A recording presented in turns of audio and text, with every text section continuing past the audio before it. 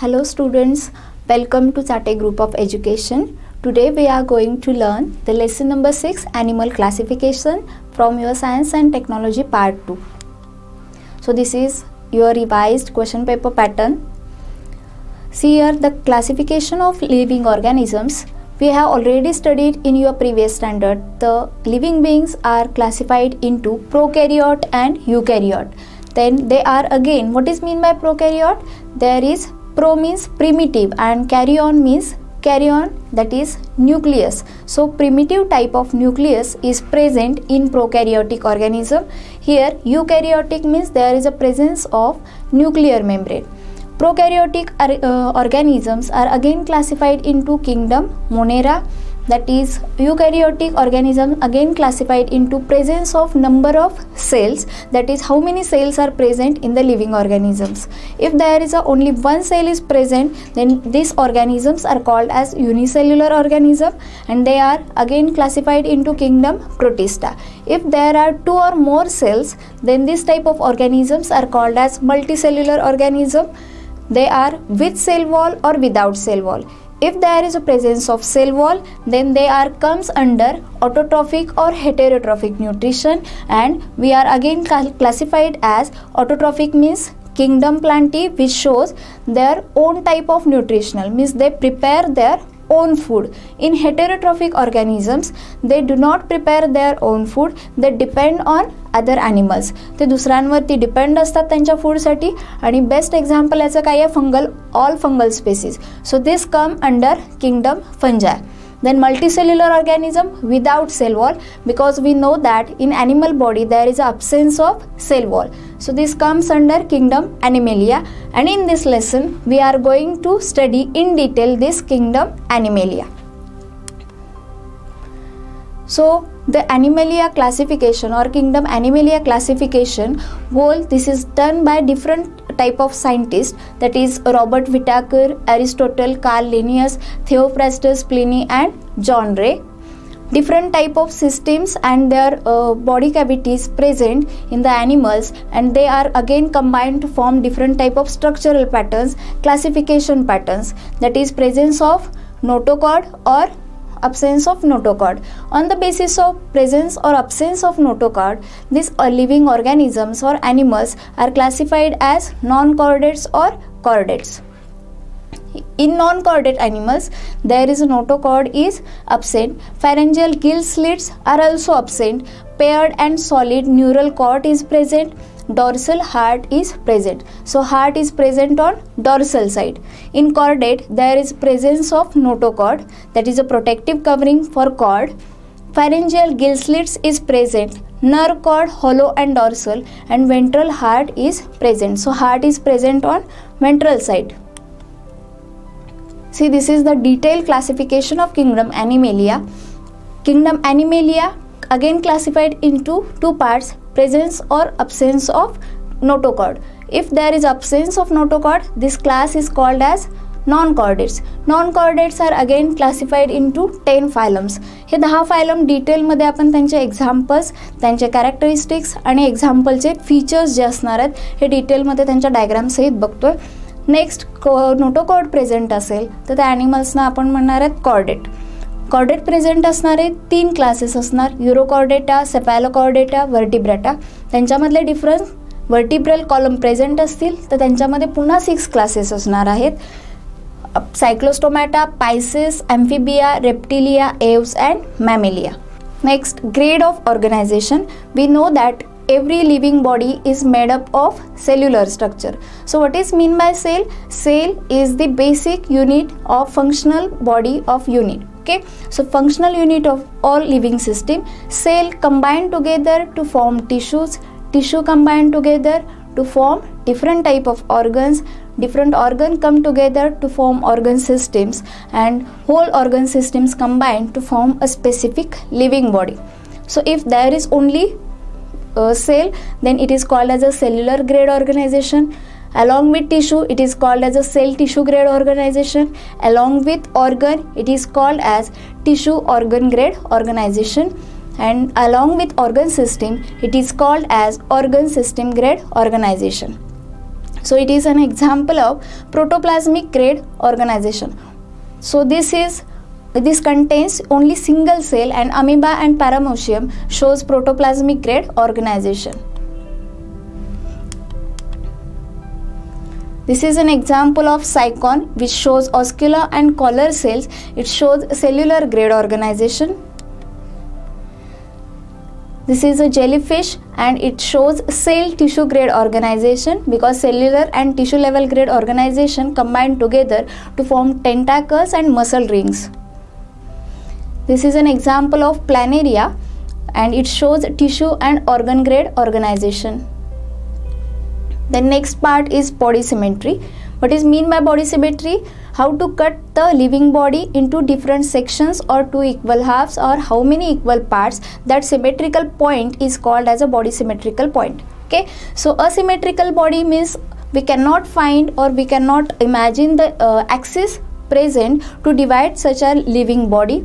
Then radial symmetry, that body can be divided into two equal halves through any plane, that is for example starfish or any circular organism. Then bilateral symmetry, only one imaginary axis present to divide body into two equal halves, for example human beings. So this is an example of radial asymmetrical symmetry, asymmetrical body, radial symmetry and bilateral symmetry. We can conclude this into all plants and animals comes under bilateral symmetry. Then germ layers. Germ layers are the group of cells that interact and form organs and tissues. What is mean by germ layer? Which protects from environmental and atmospheric factors, and they protect the inside body structures or skeletal body structures also. So there are three germ layers present in the most of the organisms. If there is a presence of only two germ layers, then these animals are called as diploblastic animals. What is mean by diploblastic? There is a presence of two layers of germs, two germ layers present to protect the whole body. Okay, if there is a presence of three layers of germ layers, then this type of animals or this type of body animals are called as triploblastic animals. So which type of layers are these? Number 1 ectoderm और endoderm. जर ectoderm आणि endoderm हे दोनच layers असतील तर त्या ॲनिमल्सना आपण म्हणतोय diploblastic animals. Ectoderm, mesoderm and endoderm हे तीन टाईपचे लेयर्स जर असतील तर त्या ॲनिमल्सना आपण म्हणणार आहोत triploblastic animals. Then body cavity. The body cavity in biological language, body cavity is called as coelom. What is mean by coelom? A true body cavity. बॉडीजची कॅव्हिटी जर प्रेझेंट असेल तर त्याला आपण coelom म्हणतोय. ज्या ऑर्गॅनिझममध्ये बॉडी कॅव्हिटी अब्सेंट असेल त्या ॲनिमल्सना आपण acoelomate. True body cavity present असेल तर यूसिलोमेट. और फॉल्स बॉडी कॅव्हिटी प्रेझेंट असेल मीन्स प्रेझेंट आहे पण त्याचा कुठलाही फंक्शनल रोल तुम्हाला तिथं दिसणार नाही आहे तर त्याला आपण सुडोसिलोमेट असं म्हणतोय. Okay, so when body cavity not formed from mesoderm, the organisms are called as pseudocoelomate. For example, Aschelminthes. So in the phylum Aschelminthes, we will study what is mean by pseudocoelomate. This is an example of eucoelomate and pseudocoelomate, acoelomate animal types. Next, body segmentation. We know that on the surface of different type of animals, different example of animals, there is a presence of so many segments. So if segments are present, then segmented body is present. These animals are comes under specific group of phylum. Okay, that is called as Annelida. So this is an example that earthworm is an example of segmented body. So we have studied different type of body structures, that is what is mean by body symmetry, what is mean by germ layers, what is mean by body segmentation, different type of body cavities. So हे सगळ्या characteristic study केल्यानंतर वेगवेगळे आता phylum start करतो आपण. ह्या फायलममध्ये कुठले structures किंवा कुठले फंक्शनल कुठले कॅरेक्टरिस्टिक ह्या स्टडी केलेले दिसतात किंवा नाही, कुठले प्रेझेंट आहेत किंवा अब्सेंट आहेत हे डिटेलमध्ये आपण according to example according to their functions डिटेलमध्ये बघतोय. Okay, in that number 1 phylum Porifera. See the name Porifera. Pore means छोटे छोटे होल्स जे असणार, स्मॉल ओपनिंग्स असणार आहेत. That small opening or pore bearing animals. Means nothing but the Porifera. Porifera याच्या नावामध्येच त्याचे बरेचसे कॅरेक्टरिस्टिक दिसतील तुम्हाला. पोअर बिअरिंग ॲनिमल्स, त्यांच्या बॉडीवरती छोटे छोटे होल्स किंवा पोअर्स असणार आहेत. So they are mostly aquatic animals with asymmetric body. What is mean by asymmetric? We can not divided them into equal parts. Then always attach to substratum and do not show any locomotion. हे कुठलीही movement करत नाहीत आणि म्हणून ह्या ॲनिमल्सना आपण काय म्हणतोय? Sedentary animals. Collar cells present at and their body supported by spicules और spongin fibres. Spicules made up of calcium carbonate. Okay, ह्यांच्या बॉडीवरती सगळ्यात टॉपचा लेअर जो आहे, अप्परचा सर्क्युलर लेअर, त्याला कॉलर सेल, कॉलरच्या पोझिशनला सायकॉनच्या, आपण नेक्स्ट एक्झाम्पलमध्ये बघतोय, सायकॉनच्या कॉलर सेल्सला कॅल्शियम कार्बोनेटचे स्पिक्युल्स आहेत. कॅल्शियम कार्बोनेट मीन्स हा कॅल्शियम रिच कंपोनंट असणार आहे. वॉटर इनटेक बाय ऑस्टिया, छोटे जे ओपनिंग्स असणार आहेत, 2 ओपनिंग्स असतात, तर त्या ओपनिंगमधून ते काय घेतात? वॉटरचा इनटेक बॉडीमध्ये होतं, कारण हे मोस्टली काय आहेत? ॲक्वॅटिक ॲनिमल्स आहेत आणि बॉडीमध्ये वॉटर कुठून एंटर होणार आहे? ऑस्टिया पोर्शनमध्ये. त्या पार्टला आपण म्हणणार आहात ऑस्क्युला. रिप्रोडक्शन बाय बडिंग और sexual. So it shows different type of reproduction pattern. One is sexual and another is budding. What is mean by budding? त्याला आपण मुकुलायन किंवा कलिकायन म्हणतो. ह्या पद्धतीने और सेक्स्युअल रिप्रोडक्शन होणार आहे. See this is an example of sycon and spongilla. इथं तुम्ही बघू शकता की हा ऑस्क्युलम पोर्शन आहे आणि नेक्स्ट ह्या ज्या कॉलर सेल्स आहेत, कॉलर सेलच्या पोर्शनमधून काय होणार आहेत? ते त्यांच्या कॅल्शियम कार्बोनेटचा कंटेंट रिच होतं आणि ऑस्टिया हे छोटे ओपनिंग जे आहेत त्या ऑस्टियामधून ते वॉटर इन करणार आहेत. This is an example spongilla. Then next second phylum, that is phylum Coelenterata, or it is also called as Cnidaria. What is mean by Coelenteria? Coelenterata प्रत्येक फायलमच्या जर नावामध्ये तुम्ही बघितलं तर काय दिसेल तुम्हाला? त्यांच्या नावामध्येच त्यांच्या फायलमचे बरेचसे कॅरेक्टरिस्टिक दिसतील. फॉर एक्झाम्पल आताच आपण बघितला phylum porifera, pore bearing animals. Second phylum बघतोय coelenterata. What is mean by coelenterata? Cylinder shape body. त्यांच्या बॉडी शेप जो आहे, इथं जर एक्झाम्पलमध्ये बघितलं हायड्राचा किंवा सी ॲनिमोन बघितलात तर काय दिसेल? त्यांचा बॉडीचा शेप कसा आहे? सिलेंडरसारखा. फायलम सिलेंटरॅटा, त्या नेमचं दुसरं नाव आहे निडॅरिया. एक्झाममध्ये तुम्ही कन्फ्यूज होणार नाही आहे. सिलेंड्रिकल और umbrella shape body.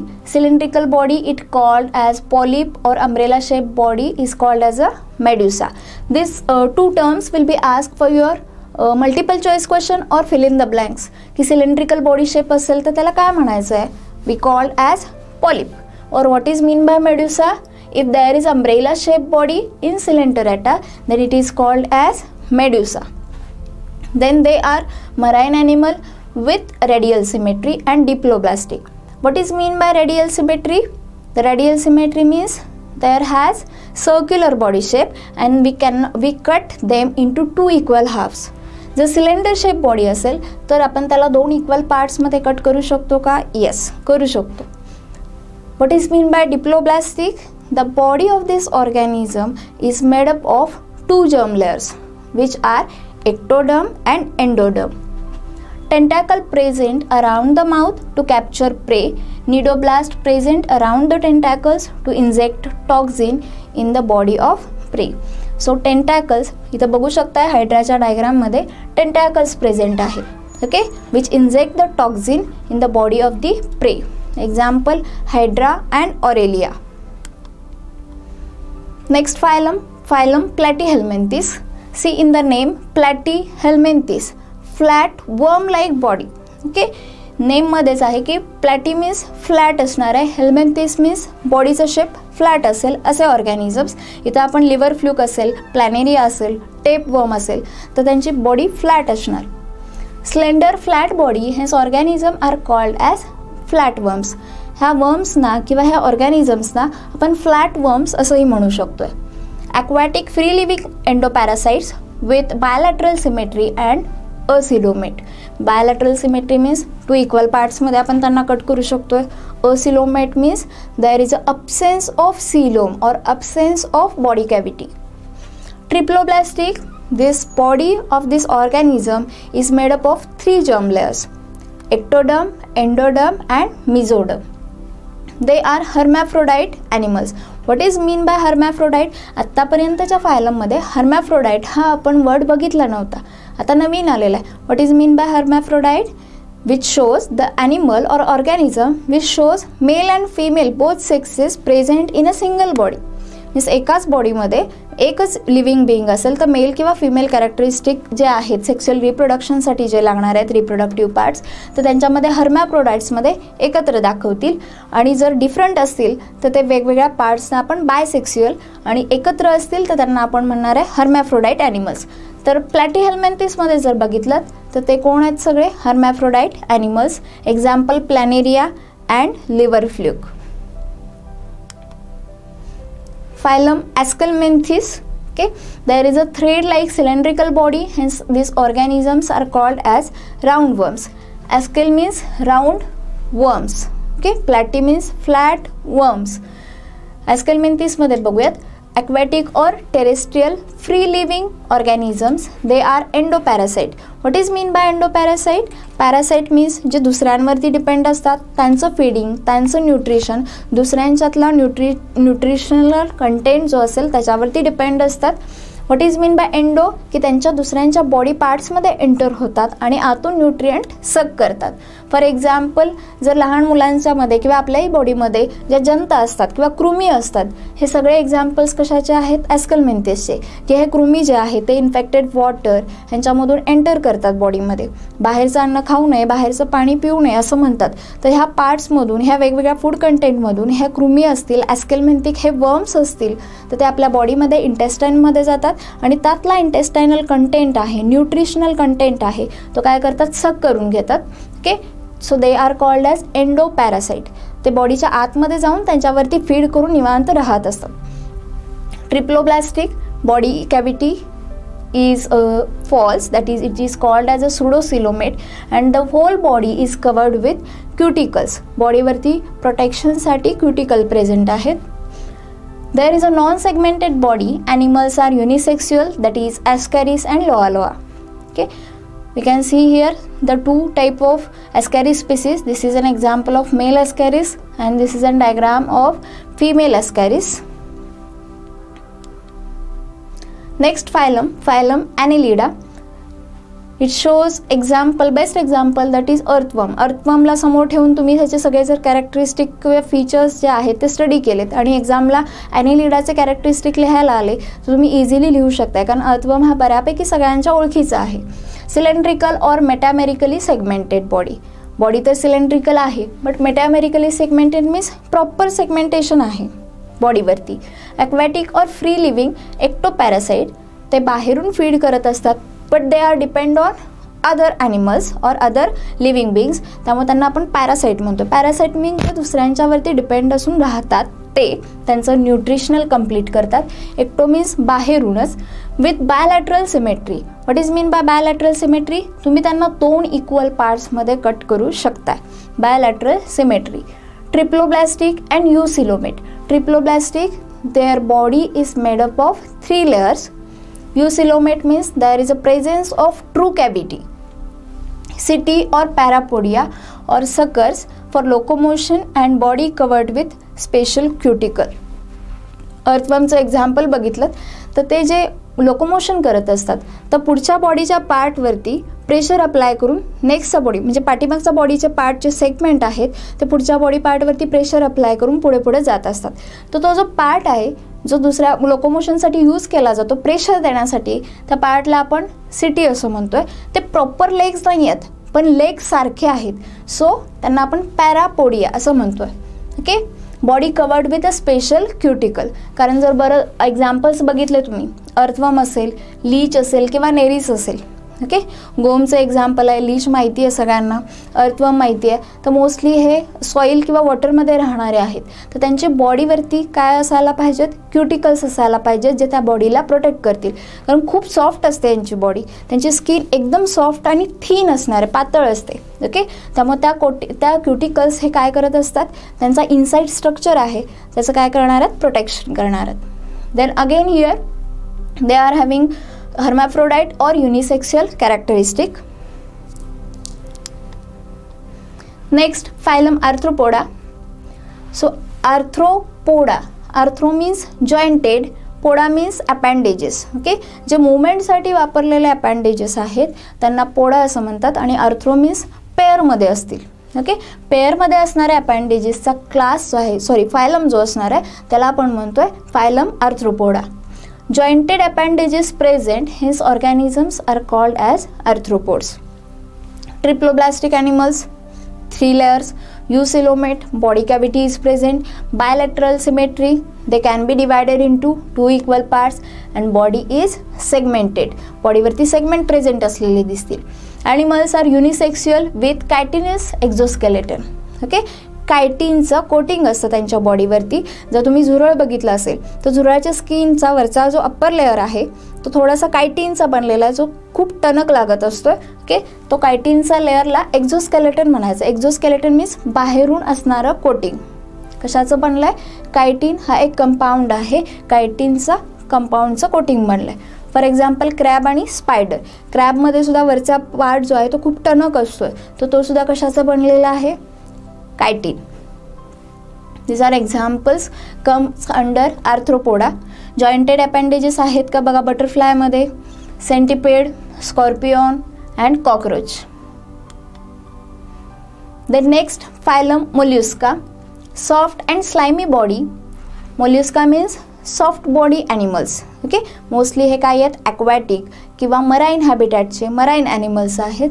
Soft and slimy body hence called as mollusc. समुद्रामधले जे ॲनिमल्स आहेत ते जास्तीत जास्त तुम्हाला पोरीफेरापासून बघायला मिळतील इकायनोडर्मॅटा स्टारफिशपर्यंत. हे जे 10 फायलम्स आहेत त्यातले जास्तीत जास्त ॲनिमलची हॅबिटॅट ही काय आहे? Marine aquatic habitat. ॲक्वॅटिक और terrestrial animals with bilateral symmetry means body shows 2 equal parts. Non segmented body, बॉडीवरती कुठलेही सेगमेंट प्रेझेंट असणार नाही आहेत. युसिलोमेट, बॉडी कॅव्हिटी प्रेझेंट आहे. Body divided into head, trunk and viscera. Okay, viscera is a tail like portion but not a proper tail. Okay, that visceral mass is covered with mantle which secretes hard calcareous shell. कॅल्शियमचा content तिथं जास्त rich असणार आहे, विसरल मासमध्ये show केलेला असतो, तिथं store केलेला असतो, जो खूप कठीण असणार आहे. Then unisexual animals. Examples snail and octopus. इथं एक एक्झाम्पल दिलेलं आहे ऑक्टोपसचं आहे, बायवाल्व मोल्युस्का आहे आणि snail. Next 10th number phylum echinodermata. Echino and derma. Derma means skin, echino means spiny, spiny skin. जर स्टारफिश सगळ्यांनी बघितलेलं आहे तर स्टारफिशच्या वरती बॉडीवरती छोटे छोटे स्पाइन्स प्रेझेंट आहेत. तर हे असे ग्रुपमध्ये येणारे ॲनिमल्स आणि त्यांच्या फायलमला आपण म्हणतोय phylum echinodermata. Body covered in calcareous spine hence called as echinoderms. Aquatic animals, they are obviously aquatic and marine animals. Plastic, 3 layers, eucoelomate, true body cavity and radial symmetrical body. कारण ह्यांच्या बॉडीमध्ये जर तुम्ही बघितलं तर बायलॅटरल सिमेट्री करू शकतो का? नाही, रेडियल सिमेट्री करावी लागेल. Then next, symmetrical in adulthood and bilateral symmetry in larval stage. Locomotion by tube feet, some are sedentary. Okay, एक्झामला तुम्हाला विचारतात की इकायनोडर्मॅटाचे ॲनिमल्स जे आहेत त्यांच्यामध्ये लोकोमोटरी ऑर्गन कोणता आहे? Which is the locomotory organ for echinodermata organisms? So tube feet is the locomotory organ. Calcareous skeleton present with ossicles. Animals are unisexual with regeneration capacity. Regeneration means तिथून ते regenerate नवीन part करू शकतात body पार्ट्सपासून. For example starfish and sea urchin. Next phylum hemichordata. This body of this hemichordate animals is divided into proboscis, collar and trunk. प्रोबॉसिसचा portion बघा, माउथचा portion, त्यानंतर कॉलर आणि trunk means whole remaining body portion. This is an example of balanoglossus. So this the body of balanoglossus is divided into proboscis, collar and trunk region. One pharyngeal gill slit is present. Animal may be unisexual, hermaphrodite means it shows single unisexual body of reproduction organ. For example balanoglossus and saxoglossus. Phylum Chordata. आतापर्यंतचे जे सगळे phylum जे आपण बघितलेले आहेत ते phylum non कॉर्डेटमध्ये येत होते. नेक्स्ट फायलम आपण बघतोय phylum chordata. Chordata means where notochord is present, pharyngeal gill slit is present. Notochord present आहे, फॅरेंजियल गिल स्लिट आहे. हार्ट कोणत्या साईडला आहे? व्हेंट्रल साईडला आहे. फायलम कॉर्डेटाचे अजून 3 सब फायलम आहेत. Number 1 urochordata. ओके, युरोकॉर्डेटाचे best example, well known example आहेत डॉलिओलम अँड हर्डमॅनिया. यांचे कॅरेक्टरिस्टिक्स बघूयात. Notochord in tail like region, hence they are called as urochordata. Okay, ह्यांच्या ज्या लार्वीज असतात, अळीची स्टेज असते युरोकॉर्डेटा किंवा हर्डमॅनियाची जी अळीची स्टेज असते, तर त्यांच्यामध्ये नोटोकॉर्ड हा फक्त कशामध्ये प्रेझेंट असणार आहे? टेलमध्ये प्रेझेंट असेल. ओके, आणि त्यामुळे फक्त टेलमध्येच दाखवत असतील तर नेक्स्ट काय म्हणणार आहे आपण त्याला? युरोकॉर्डेट म्हणणार. त्याच्यानंतर हे प्रत्येक फायलम पुढं जातील तसे स्ट्रक्चर्स त्याचे कॅरेक्टरिस्टिक अपडेट व्हायला लागलेत. आपण नेक्स्टमध्ये बघतोय. They are marine animals with body covered by tunic. Okay, कारण इथून पुढचे जे ॲनिमल्स आहेत यांच्या बॉडीज खूप सॉफ्ट असणार आहेत आणि बॉडीचं थिन क्युटिकल जे आहे ते प्रोटेक्ट करण्यासाठी बॉडीवरती काय असणार आहे? ट्युनिक प्रेझेंट असणार. Hermaphrodite animals and larvae metamorphose into adult after settling at the bottom of the sea. लार्वीचं कन्व्हर्जन अडल्टमध्ये मीन्स अळीचं कन्व्हर्जन डायरेक्ट अडल्ट ऑर्गॅनिझममध्ये होणार. कधी? जेव्हा ते सीच्या मराईन ॲनिमल्स आहेत सो सीच्या बॉटमला जेव्हा सेट होतील तेव्हा. Example herdmania and doliolum. Next second example under the phylum chordata, cephalochordata. This are small fish like marine animals. आता जर प्रॉपर फिश लाईक स्ट्रक्चर आपल्याला दिसायला आहे. फॅरेंजियल गिल स्लिट्स ऑब्व्हियसली ह्याच्यामध्ये प्रेझेंट आहेत. Notochord is present throughout the body length. ह्याच्या अगोदरचा जो फायलम होता सब फायलम युरोकॉर्डेटा, तिथं आपण काय बघितलं की फक्त टेल रिजनमध्ये नोटोकॉर्ड प्रेझेंट होता. इथं काय बघतोय? Notochord present through out the body. पूर्ण बॉडीमध्ये नोटोकॉर्ड प्रेझेंट आहे. Pharynx is very large and it contains gill slits. Pharynx काय आहे? मोठा आहे. Gill slits used for respiration purpose. These animals are unisexual. Okay, Amphioxus is the example. हा जो diagram आहे तो Amphioxus आहे. तुम्हाला डायग्राम आणि त्याचे नेमिंग एक्झामला विचारतात. Next third sub phylum that is Vertebrata. It is also called as Craniata. What is mean by Craniata? The cranium is present. What is mean by cranium? The skull protected, brain is protected under the cranium. Okay.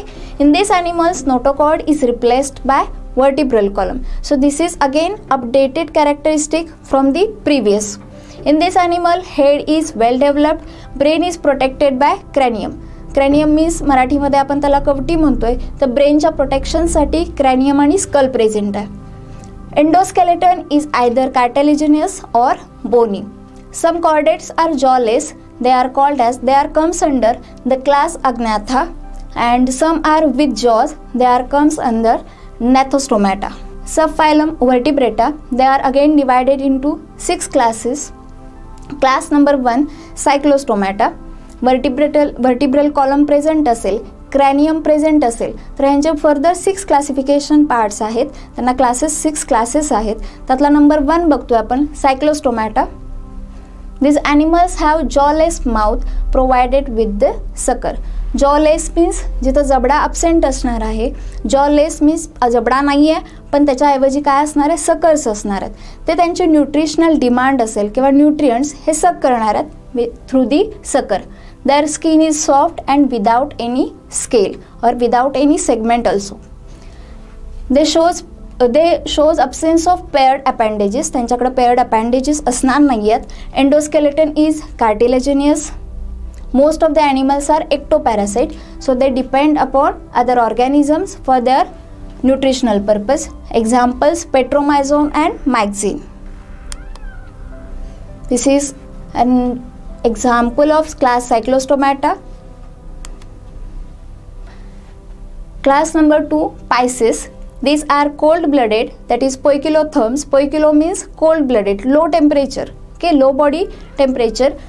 Poikilotherms, aquatic animals living in a marine and fresh water. Body is spindle shaped to minimize water resistance. सगळे fish आपण आपल्या डोळ्यासमोर consider करून यांचे प्रत्येक characteristic लक्षात ठेवू शकतोय. हे कोल्ड ब्लडेड आहेत. कोल्ड ब्लडेडसाठी स्पेसिफिक टर्म यूज केली आहे, poikilotherms. Therm means temperature. Aquatic आहेत, मराईन हॅबिटॅट असणार आहे, सी वॉटर और fresh water habitat.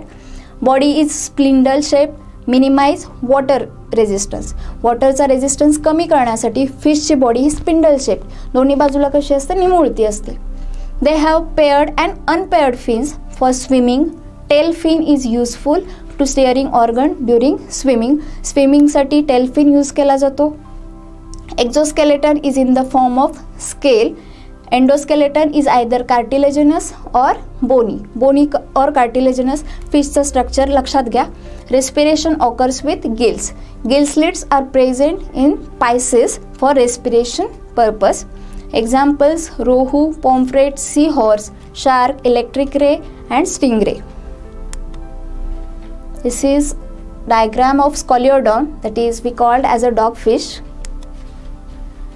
Next class amphibia. सगळ्यांच्या ओळखीचा क्लास आहे amphibia. Why they are called as amphibian? Because they shows both habitat, aquatic as well as terrestrial, and well known example comes under this class amphibia is frog.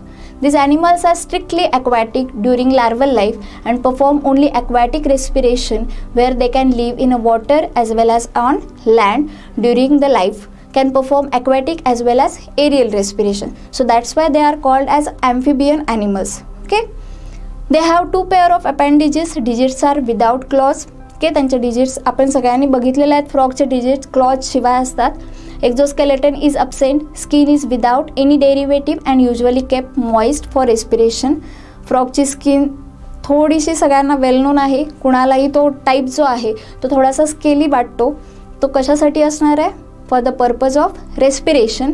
External ear is absent but tympanum is present. Okay, इयरची रिप्लेसमेंटसाठी हा tympanum हा organ आहे. External ears absent आहेत. Neck is absent. Eyes are prominent with eyelids. Okay, example frog, toad, salamander. This is the diagram of frog and toad. Next class reptilia. According to the course of animal evolution, these are first true terrestrial animals with creeping movement. Okay, creeping movement करणारा स्नेकचं best वेल known example आहे. प्रत्येक animal समोर ठेवून आपण त्याच्या characteristic एक एक study केलात तर तुम्हाला कॅरेक्टरिस्टिकवरती right down the characteristic of class pisces, right down the characteristic of class amphibia. तर त्या क्लासेसचं एक एक एक्झाम्पल जर कन्सिडर करून कॅरेक्टरिस्टिक स्टडी केल्या असतील तर कुठलेही कॅरेक्टरिस्टिक तुम्हाला इझिली आठवतील. सगळे कॅरेक्टरिस्टिक तुम्ही इझिली लिहू शकता आणि त्यांचे पार्ट्सचे स्पेशल नावं जी आहेत ती लक्षात ठेवायची आहेत. These are cold blooded. Again the word comes that is poikilotherms. We already seen in the class Pisces. Okay, Pisces आणि रेप्टिलिया हे दोन्हीही कोल्ड ब्लडेड ॲनिमल्स आहेत. They creep on the land as their body can not be lifted up. ते बॉडीला up side lift करू शकत नाहीत म्हणून ते क्रीप करतात. Their skin is dry and scaly. Neck is present between head and trunk. So that's why again triploblastic layer and 3 layers. Okay, ectoderm, mesoderm and endoderm. External ear is absent. Ears absent असतात, external ears absent असतात. Digits are provided with the claws. Okay, examples tortoise, lizard and snake. लिझार्डचे claws तुम्ही बघितलेले आहेत. त्यांच्या डिजिट्समध्ये काय असतात? क्लॉज प्रेझेंट आहेत. See example wall lizard. Another special characteristic of this class reptilia is they have regeneration capacity. Okay, wall लिझार्डचं एक्झाम्पल आहे की ते रिजनरेट त्या पार्टपासून करू शकतात. वॉल लिझार्डची टेल जी आहे ती जर ब्रेक झाली तर ते रिजनरेशन कपॅसिटी शो करते. Class Aves. All birds comes under this class aves. These vertebrates are completely adapted for their aerial life. These are warm-blooded. This is the special word which is used for warm-blooded animals, homeotherms. Okay, for cold-blooded animals, poikilotherms. They can maintain their body temperature constant. Their body is spindle shaped to minimize air resistance. Same characteristic आपण aquatic ॲनिमल्ससाठी बघितली होती, पायसेससाठी, की पायसेसमध्ये फिशची सुद्धा body काय आहे, दोन्ही साईडला spindle shape निमुळती आहे, वॉटरचा रेजिस्टन्स कमी करण्यासाठी. एव्समध्ये सुद्धा सेम, एअरचा रेजिस्टन्स कमी करण्यासाठी मूवमेंट करत असताना, मोशनमध्ये असताना ह्यांच्या बॉडीचा शेप कसा आहे, spindle shape. 4 limbs are modified into wings. Digits are covered with scale and bear claws. Exoskeleton is present in the form of feathers. Feathers हे काय आहेत, त्यांचे एक्झोस्केलेटनच आहेत. Neck is present between head and trunk. Jaws are modified into beak. Okay, so jaw is present but it is modified into beak. एव्समध्ये तुम्ही जर सगळ्या बर्ड्सचं example बघितलं तर बीक हा त्यांचा काय आहे, जॉचा पार्ट असणार आहे. Example peacock, parrot, pigeon, duck and penguin. This is an example of class Aves. Next, class Mammalia. Special characteristic from this name is presence of mammary gland. Okay, it is the typical character of mammalian class. These animals are warm-blooded, so warm-blooded are called as homeotherms. Body is divided into head, neck, trunk and tail, 4 regions. Up to class Aves we have studied head, trunk and tail. Here from this class they are modified, updated, and the whole body portion is divided into 4 parts: head, neck, trunk and tail. Digits are provided with nails, claws and hooves. प्रत्येक एक character जसं आपण class पुढे जातोय, phylum पुढे जातोय, सब phylum पुढे जातोय, एक अपडेट व्हायला लागला. Exoskeleton is in the form of hairs और फर. बॉडी प्रोटेक्शनसाठी, स्किन प्रोटेक्शनसाठी, ऑर्गन सिस्टीम प्रोटेक्शनसाठी बॉडीवरती हेअर आणि फर प्रेझेंट आहेत. Example elephant, human, kangaroo, dolphin, bat etcetera. This is an example of class Mammalia. Okay, thank you.